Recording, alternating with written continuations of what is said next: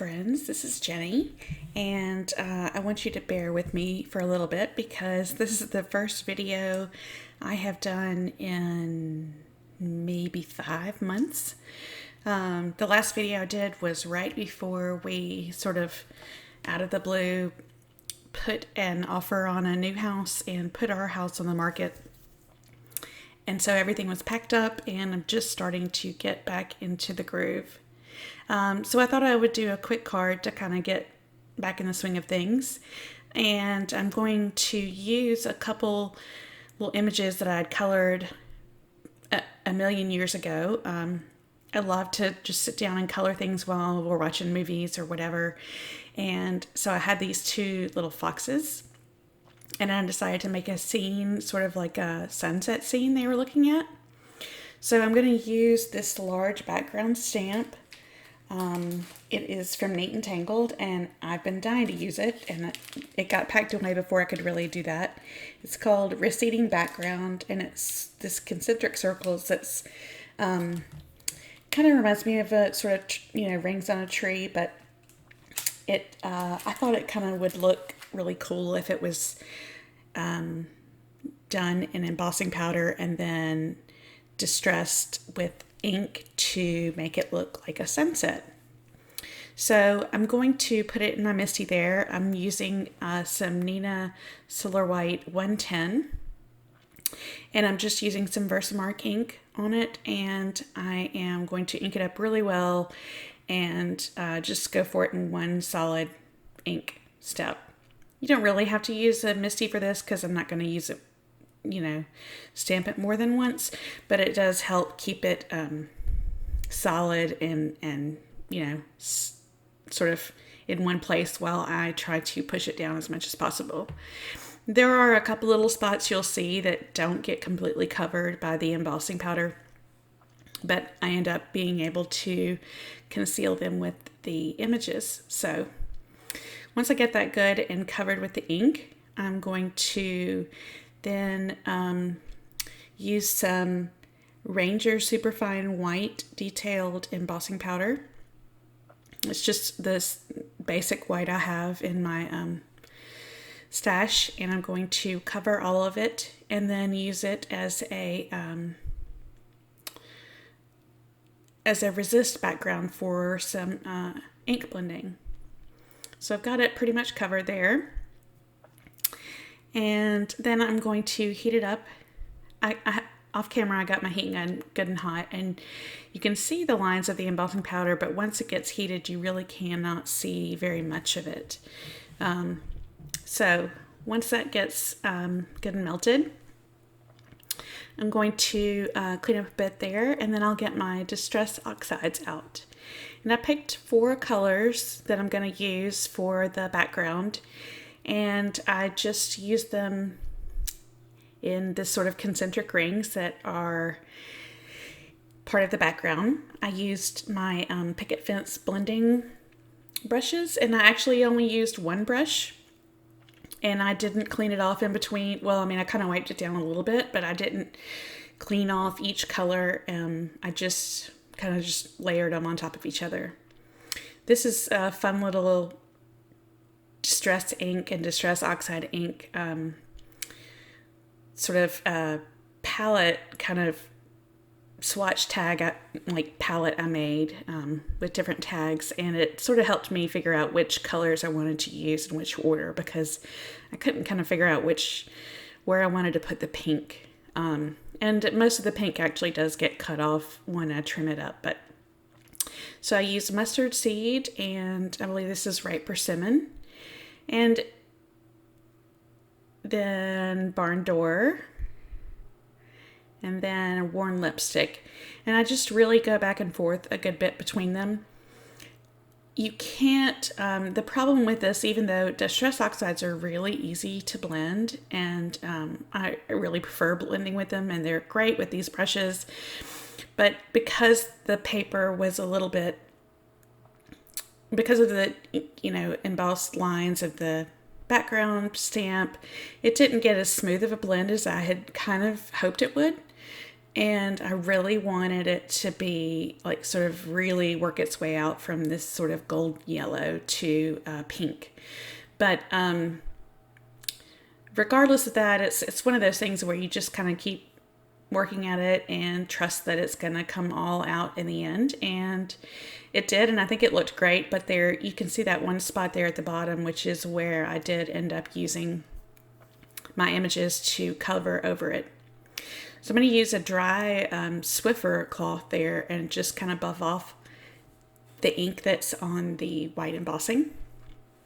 And then I really let it sit and dry for a while because it will come up on your fingers and just really kind of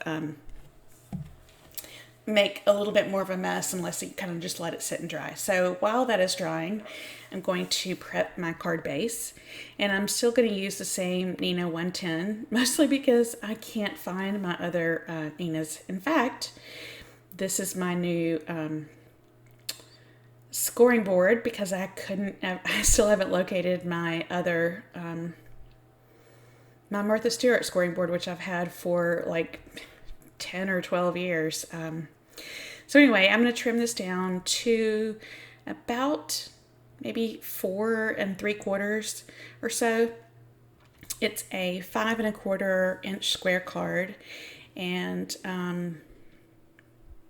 it may be not quite, it may be more like 4 7/8 that I trim it down to. I just have a little bit of a white border, and then I'm going to use a piece of this beautiful 6x6 cardstock that's part of, it was one of the Tonic Studios 6x6 pads, and it's called Mirror Card, even though this one's one of the satin ones. And it is called Honey Gold is the color, and it's gorgeous. It's a dark brown. It actually looks a little bit lighter brown here, but it's a dark brown. And I just wanted a nice base for these little foxes to sit on. And the foxes come from a Lawn Fawn stamp set called Upon a Star. And it's the little sort of, I'm going to say it's a mama fox and baby fox. And then there's a mama rabbit and baby rabbit. And they're looking up at constellations. But I thought these could look, because you can barely see their noses as they're looking up. It's a little bit different than the rabbits. So I thought they could just be looking at the sunset. And I thought the colors were really nice for this time of year and sort of fallish. So, and I have a pile of, like I said, I find it hard to sit in front of the TV and watch movies or do anything unless I'm multitasking and doing something else. So I usually just have a bunch of images I can color and then come back to later. And I thought this would be a good way to use these up. So, I just trimmed out sort of a little hillside-ish piece there. And now I'm going to use the Avery Elle sentiment die that says Hugs. And it's the main piece, and then it's got the shadow or halo, however you call it, behind it. And I'm going to cut that out of the same Neenah heavy paper. I'm going to cut it out twice out of the white. And then I'm going to cut out the halo piece out of another piece of that 6x6 cardstock from Tonic Studios. And that cardstock is from a collection that it's kind of fall-like or whatever. Maybe it might be Christmas-ish, actually. It's called Festive Lights, and then this is the color that is Harvest Gold that I cut it out of, and it is gorgeous. It's a very pale gold color. So once I get those kind of set up and decide that that's the way things are going to be, I'm going to decide that I want to put the, and I apologize for all the zooming in and out. I really haven't made a video in so long. I'm just trying to get back into it, and it's amazing how much you can forget in a short amount of time, and it seems like it's been forever. So, I did get some new fun foam that I bought from Amazon, and it's very thin. It's a lot thinner than these foam squares that it might maybe be 1/8 of an inch thick foam. So it's just enough to lift it up and give it a teeny little bit of lift, which I really like for a big, large background like this. And it's very squishy, which means it'll be great in the mail, but it is almost too squishy to use to do like an intricate die cut or something. So it's great for this kind of a application where it's just one sort of big square. So I'm going to use my glue gun there, and sorry, not my glue gun, my adhesive roll, and adhere the foam to the distressed background, and then adhere that back to my card base. And there's my little strip of shimmer cardstock. I'm going to put some adhesive dots on my little foxes and get them set on the page. And then I'm going to go digging for some little hearts. I wanted to add something else to the, sort of this little cluster in the sentiment above it. And I found one heart from one set and another heart from another set, and I can't really remember which ones they are. I'll have everything listed in the description below, and also on the blog post. I'll have them linked. So I thought I might use this piece of an Avriel sentiment that says "sending you," so it would be "sending you hugs." But it's very small, so I decided to go with this one that's a little bit of a different font and a little bit larger. It's from Honeybee, and they're actually separate words, but it's the same, "sending you." So here's where I can't make a decision. So I stamp it out in black, and because I'm using a block and I'm so spoiled by using a MISTI, I stamp it out several times. So I decided to cut that out, and then I decided it was too, well, actually I use a little teeny tiny strip sentiment die there in my little desktop die cut machine. So I decided that was too stark, the black. So I go back and stamp it again using a Lawn Fawn walnut ink. I'm going to glue the sentiment on real quick. And I think that's the Lawn Fawn glue, like small sort of glue pen. I put them on adhesive, which I didn't like that either. I thought it was too stark, and it sort of drew your eye up too much to it, too bright, too dark. So I think I go through, I do stamp it out with that walnut ink from Lawn Fawn, and decide that wasn't light enough. But I keep going back and cutting everything out, and then I end up finally deciding on using the Delicata ink from Tsukineko, and it is in the, I think it's Golden Glitz. It's a newer version of their Delicata ink, and it is gorgeous. It's if you need a quick way to get a gold and instead of embossing powder, it is so beautiful and shiny and glittery, and it was perfect. So that's what I ended up going with there instead of all of the other dark colors. So now I have a million sending you little sentiment strips cut out. I'm just touching up a little bit of a boo-boo on the coloring there. And then this is where I'm going to dig out my little hearts.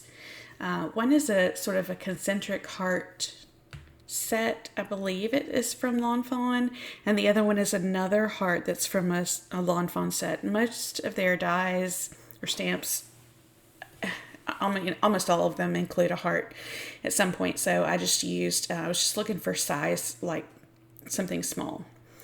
So I cut out a couple of those, and I glued them to the card, and I added some of the Nouveau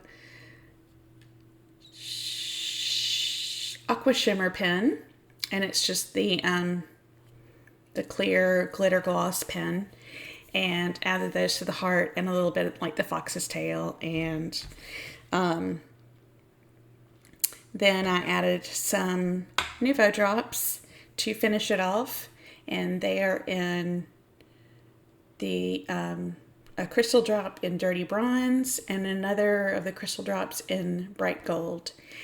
And that is how I finished the card. It was pretty quick, and just a nice little kind of fall card to have in my stash. I'm really excited about getting back into the swing of things, and ready to get back to making videos and having more consistent posts on my blog. Thanks so much for stopping by. Make sure to check out the